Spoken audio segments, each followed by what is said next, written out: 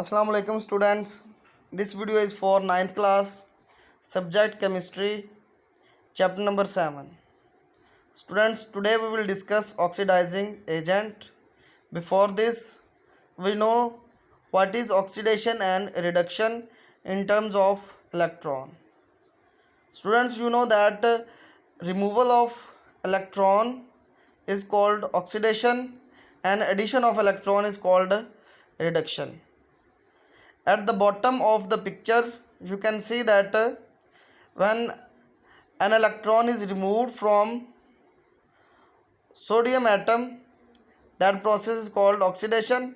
So that electron which is removed from the sodium, that is gained by the chlorine and it becomes chloride ion. So this process is called reduction. Now the chlorine is gaining electron which is removed from the sodium. So chlorine is responsible for oxidation of sodium. It means that chlorine is oxidizing sodium atom. So it means that chlorine is oxidizing agent which itself is getting reduced. Now from this example we will try to define oxidizing agent.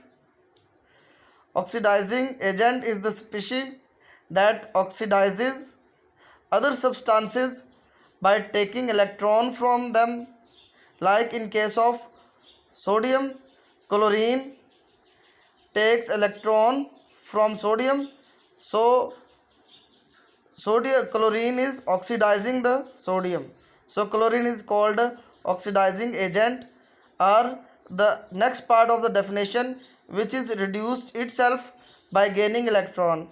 So the electron given by the sodium is gained by the chlorine. So chlorine itself is getting reduced. So this is called oxidizing agent which oxidizes the other or itself reduced is called oxidizing agent. Example, all non-metals are oxidizing agents.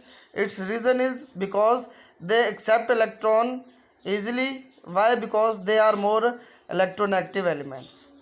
So it is all about oxidizing agents. Thank you.